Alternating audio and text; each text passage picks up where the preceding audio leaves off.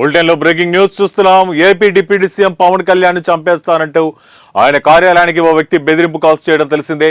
ఈ కాల్స్ చేసిన వ్యక్తిని తిరువూరుకు చెందిన నూకా మల్లికార్జునరావుగా గుర్తించారు.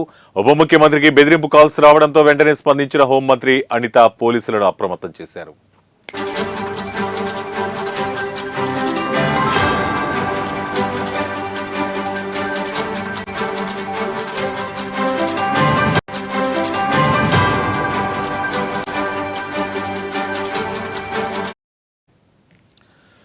ఈ నేపథ్యంలో పవన్ కు బెదిరింపు కాల్స్ చేసిన మల్లికార్జునరావును పోలీసులు అరెస్టు చేశారు. ఆ వ్యక్తి బందర్ రోడ్లోని ఇందిరాగాంధీ స్టేడియం సమీపం నుంచి పవన్ పేషీకి కాల్ చేసినట్లు గుర్తించారు.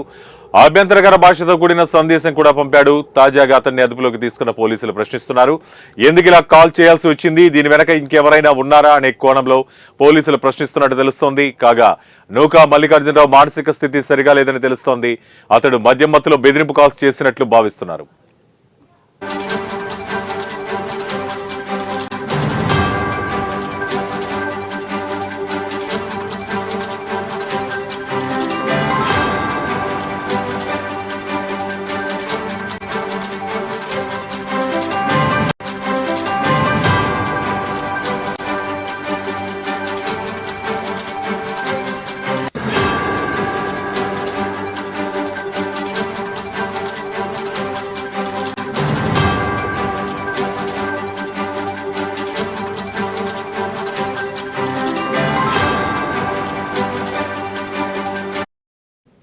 బులెటిన్ లో బ్రేకింగ్ న్యూస్ చూస్తున్నాం. AP deputy CM Pawan Kalyan చంపేస్తారంటూ ఆయన కార్యాలయానికి ఓ వ్యక్తి బెదిరింపు కాల్స్ చేయడం తెలిసిందే.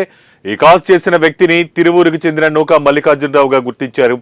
ఉప ముఖ్యమంత్రికి బెదిరింపు కాల్స్ రావడంతో వెంటనే స్పందించిన హోంమంత్రి అనిత పోలీసులను అప్రమత్తం చేశారు. ఈ నేపథ్యంలో పవన్ కు బెదిరింపు కాల్స్ చేసిన మల్లికార్జునరావును పోలీసులు అరెస్టు చేశారు. ఆ వ్యక్తి బందర్ రోడ్లోని ఇందిరాగాంధీ స్టేడియం సమీపం నుంచి పవన్ పేషీకి కాల్ చేసినట్లు గుర్తించారు.